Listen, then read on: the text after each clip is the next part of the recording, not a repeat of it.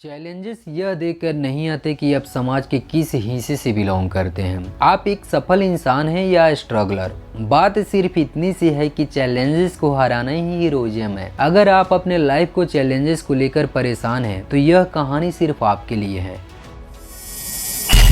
नमस्कार, आप देख रहे हैं बायोग्राफिकल मोटिवेशन। तो आज की कहानी the test of my life, cricket से लेकर कैंसर तक, जिसे लिखा है क्रिकेटर युवराज सिंह ने। आप क्रिकेट के फैन हैं या नहीं है तो युवराज सिंह को जरूर पसंद करते होंगे, जिसने अपने करियर के पीक टाइम में कैंसर से शिकार होकर क्रिकेट छोड़ना पड़ा। लेकिन यूवी एक सच्चे फाइटर की तरह कैंसर को हराकर वापस क्रिकेट की दुनिया में लौट कर आए और उन्होंने लाखों फैंस को मैसेज दिया कि चैलेंजेस से भागना नहीं चाहिए बल्कि उन्हें डट कर सामना करना चाहिए। तो आइए बिना देर किए जानते हैं the test of my life by famous cricketer Yuvraj Singh की ऑटोबायोग्राफी है। इस वीडियो को देखकर बहुत लोग इंस्पायर होंगे। युवराज सिंह जब अपने करियर के पीक पर थे तो उन्हें कैंसर की बीमारी को पता चला, जिसकी उनको लाइफ और करियर में काफी इम्पैक्ट पड़ा। लेकिन इन सब के बावजूद युवराज सिंह ने कभी हार नहीं माना। युवराज सिंह कैंसर को हराकर क्रिकेट की दुनिया में वापस कैसे लौट कर आए, यह सब आपको इस वीडियो में जानने को मिलेगा। और उन्होंने कैंसर पेशेंट के लिए यूवी के नाम से फाउंडेशन भी स्टार्ट किया,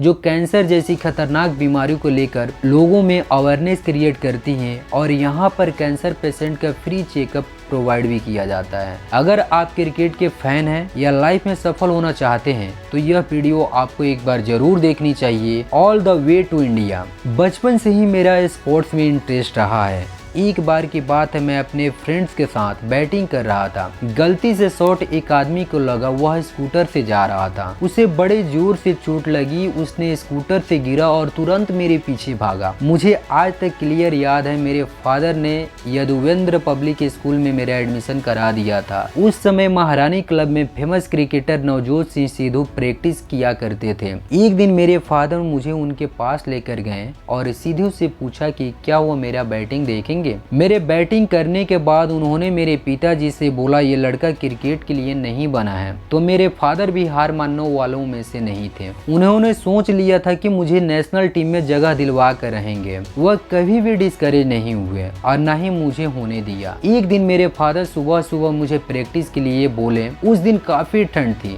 मैं लेट तक सोया रहा, उनकी बात सुनी ही नहीं। थोड़ी देर बाद मेरे फादर मेरे रूम में आए और एक बाल्टी ठंडा पानी मेरे सर पर डाल दिया। उस दिन मुझे उन पर बहुत गुस्सा आया और मैं जिस दिन अच्छा परफॉर्म करता था तो मुझे लगता था कि मेरे फादर का एक ही सपना था, मुझे ग्रेट क्रिकेटर बनना देखना चाहते थे। मुझे भी यही लगता था कि क्रिकेट एक ऐसी चीज है जो मुझे फ्रीडम दे सकती है। मेरे पेरेंट्स के आपस में अच्छे रिलेशन नहीं थे। मेरा छोटा भाई जोरावर उन दोनों के झगड़े के बीच में पीसा जाता था। मुझसे 8 साल छोटा है। मेरे पेरेंट्स के बीच में जो भी प्रॉब्लम था उन सबसे मैंने बचने के लिए दिन भर प्रैक्टिस में लगा रहता था। मेरी मदर ने अपनी मैरिड लाइफ की प्रॉब्लम कभी सॉल्व करने की कोशिश नहीं की थी। मेरी माँ मेरे लिए सपोर्ट सिस्टम है। क्रिकेट को लेकर मेरे फादर शुरू से ही बहुत स्ट्रिक्ट थे। मेरी पूरी टीनेज तक उन्होंने काफी डिसिप्लिन में रखा। एक बार रणजी मैच प्रैक्टिस के दौरान मैं 39 रन पे आउट हुआ तो मेरे फादर बहुत गुस्सा हुए। उन्होंने फोन पर बोला था कि अब घर मत आना, नहीं तो मैं तुम्हें जान से मार दूंगा। मुझे पूरी रात घर के बाहर अपनी कार में सोना पड़ा। अगली सुबह जब घर के अंदर आए तो मेरे फादर ने मुझे देखते ही मेरे मुंह पर दूध का भरा ग्लास दे मारा। एक बार की बात है, बैक में फ्रैक्चर आने की वजह से मुझे फील्डिंग में मिस्टेक हो गई थी। जब मैंने घर पहुंचा तो देखा मेरे पिता ने मेरे कार की साउंड सिस्टम को तोड़कर फेंक दी थी। ऊपर से सीनियर के नेगेटिव कमेंट सुन कर मुझे जीना मुश्किल हो गया था। फाइनली मैंने रणजी ट्रॉफी में 100 का स्कोर किया। मेरे फादर ने मुझे कॉल किया और मुझसे पूछा कि मैच कैसा रहा। मैंने भी प्राउडली बोला मैंने सेंचुरी मारी है। इस पर उन्होंने बोला तुमने 200 रन क्यों नहीं मारे।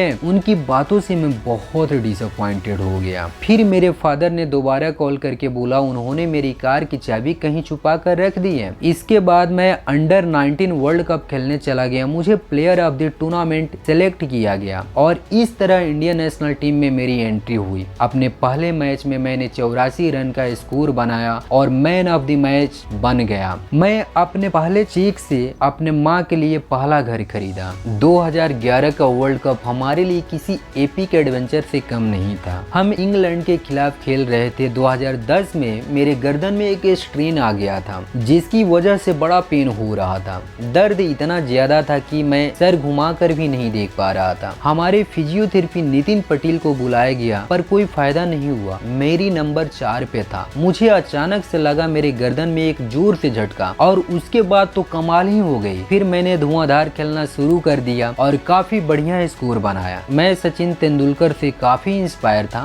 यह मेरे लिए ग्रेट अचीवमेंट से कम नहीं था, और हम टीममेट्स भी थे। वर्ल्ड कप खेलने से पहले सचिन ने मुझे बोला था, तुम्हें वैसे व्यक्ति के लिए मैच खेलना चाहिए जिसे तुम ज्यादा रिस्पेक्ट करते हो और उनसे प्यार करते हो। सचिन ने हमारी टीम को हमेशा मोटिवेट किया। हेल्थ बिजनेस में मैं सबसे ज्यादा इम्पोर्टेंस देता हूँ वह है जतिन चौधरी। वह एक फिजियोथेरेपिस्ट एंड एक्यूपंक्चर स्पेशलिस्ट है। जब मुझे अपनी ट्यूमर का पता चला तब मैं जतिन चौधरी के पास गया। औरों से ज्यादा जतिन की थ्योरी और ओपिनियन मेरे लिए इम्पोर्टेंट था। मेरी खांसी की वजह से डॉक्टर कोहली ने मुझे एक्सरे कराने को बोला। डॉक्टर ने जब एक्सरे देखा तो जतिन काफी परेशान लग रहा था। एक्सरे में एक वाइट ब्लर सिंबल दिख रहा था। डॉक्टर ने मुझे सीटी स्कैन कराने को बोला। दूसरे दिन डॉक्टर ने मुझे कॉल किया और उन्होंने मुझे बोला, तुम्हारे लिए एक बहुत बुरी खबर है, मेरे लंग्स में ट्यूमर था। डॉक्टर जतिन ने मेरी माँ को कॉल करके बता दिया था। उस वक्त मेरी माँ गुरुद्वारे में थी, और उन्होंने जब घर आई तो हम दोनों एक दूसरे को देख रहे थे। मेरी माँ कंटिन्यू रो रही थी। मैंने अपने सभी दोस्तों को यह न्यूज शेयर कर दी। डॉक्टर ने मुझे तुरंत एडमिट होने के लिए कहा, क्योंकि मैं जो कुछ भी खा रहा था मुझे उल्टी होने लगता था। जनवरी 2012 में मेरा एक एडवर्टाइजमेंट का शूट था। जब मुझे मालूम चला कि मुझे कैंसर है तो मैंने वह शूट कैंसिल कर दिया था, पर उन्होंने माना नहीं। उन्होंने बोला, जब आप ठीक हो जाए तो शूट कंप्लीट कर ले। उस समय खांसते वक्त मेरे मुंह से ब्लड निकलना शुरू हो गया था। फिर मैं अपने ट्रीटमेंट के लिए लंदन चला गया, और वहां मैंने डॉक्टर हारपुर से मिला। उन्होंने बोला मुझे कीमोथेरेपी करने के लिए, और उसके 15 दिन के बाद मेरे बाल उग जाएंगे। फिर लास्ट में प्लान चेंज होने के बाद मैं इंडियाना पुलिस आ गया था, और यहाँ मैं डॉक्टर इन्होन से मिला जो मेरा ट्रीटमेंट करने जा रहे थे। डॉक्टर इन्होन ने मुझे बोला कि 2 महीने में 3 कीमोथेरेपी के बाद बिल्कुल ठीक हो जाएंगे, जैसा कि मुझे कभी कैंसर हुआ ही नहीं था। मैंने उनसे पूछा कि क्या मैं कैंसर के बाद पिता बन पाऊंगा, तो उन्होंने मुझे बताया था कि कीमोथेरेपी से फर्टिलिटी रेट 60% घट जाती है, और अभी भी मेरा 10% बचा हुआ था। जिन दिनों मेरी कीमोथेरेपी चल रही थी उस समय ना मुझे नींद लग रहा था और ना ही मुझे भूख लग रहा था। उस टाइम मैंने वीडियो बनाना, इंटरनेट सर्फिंग करना शुरू कर दिया था। इंडिया में मेरी बीमारी को सभी को मालूम चल गया था। जिन लोगों की वजह से पता चला था उन लोगों पर मैं बहुत ज्यादा ट्रस्ट करता था। उनमें से एक जर्नलिस्ट था और दूसरा जतिन चौधरी। यह लोग मीडिया में आकर बता दिए थे। मेरे पास इंडिया से बहुत लोगों का कॉल आना शुरू हो गया था। उसमें से फिल्म एक्टर, मेरे रिलेटिव और मेरे फैंस भी थे। मैंने डिसाइड किया कि ट्विटर के थ्रू मैं अपनी बीमारी को सभी को शेयर करूंगा, और मैंने ट्विटर पर ऑफिशियली अनाउंस कर दिया कि मुझे कैंसर है। कीमोथेरेपी के 15 दिन बाद मैंने एक दिन सोकर उठा तो बेड पर देखा कि बालों का गुच्छा। फिर मैंने उसी दिन डिसाइड किया कि मैं अपना बाल सेव कर दूंगा, और मैंने एक पिक्चर लिया, ट्विटर पे पोस्ट कर दिया। उस time cricketer Anil Kumble London में ही थे, और उन्होंने मुझसे मिलने का फैसला किया। उन्होंने मुझे बताया कि आपको अपने पुराने क्रिकेट की वीडियो यूट्यूब पर नहीं देखनी चाहिए, आपको अपनी रिकवरी पर फोकस करना चाहिए। और फिर डॉक्टर इन्होंने मेरा रिजल्ट देखने के बाद बोला, कोई कीमोथेरेपी नहीं होगी अब।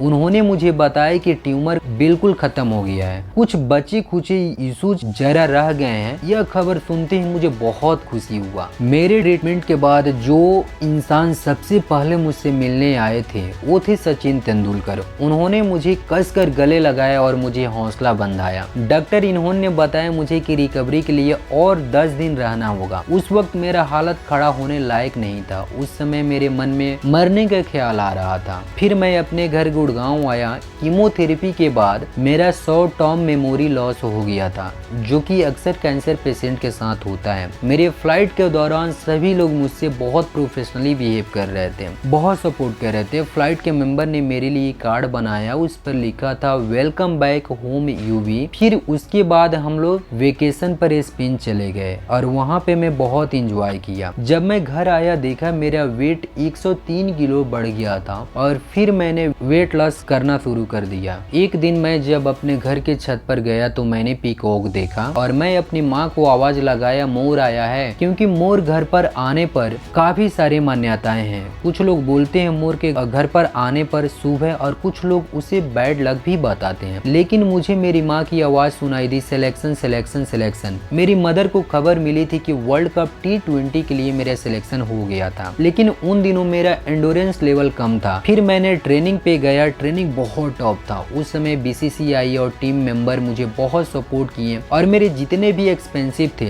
सब कुछ वही पे कर रहे थे। ट्रेनिंग के दौरान मैं यह सोचता था क्या मैं कभी इंटरनेशनल क्रिकेट में वापस आ पाऊंगा। मुझे अपने पहले मैच के लिए विशाखापट्टनम जाना था। जिसने भी मुझे देखा सभी ने मुझे हैंड शेक करने के लिए आए। वहाँ मैंने एक बैनर लगे देखा था, उस पर था goodbye cancer welcome back sixer. जब मैं स्टेडियम में पहुंचा तो क्राउड ने खड़े होकर चीयर किया और मेरे लिए तालियां बजाई। मैं सोने से एक रात पहले मैंने डॉक्टर इन्होन को मेल किया। मैंने बोला मेरा जान बचाने के लिए मैं आपका शुक्रगुजार हूँ, और इस तरह से मेरी क्रिकेट में वापसी हुई। कैंसर के बाद मेरी लाइफ बहुत बदल गई थी। फिर मैंने सोचा मैं एक कैंसर चैरिटी स्टार्ट करूंगा और मैंने स्टार्ट भी किया, जिसका नाम है UV कैन, और कैंसर पेशेंट के लिए मैंने काम करना शुरू कर दिया। कैंसर के प्रति लोगों में अवेयरनेस लाने की मैं कोशिश करने लगा। मैंने जो कुछ भी अचीव किया है, मेरे फ्रेंड, फैमिली, फैंस, इन सभी का शुक्रगुजार हूँ। अगर मैं लाइफ में फिर कभी फेल हुआ तो मुझे मालूम है कि मैं एक फाइटर की तरह फाइट करूंगा। अगर क्रिकेट की बात करूँ तो युवराज ने T20 वर्ल्ड कप 2007 में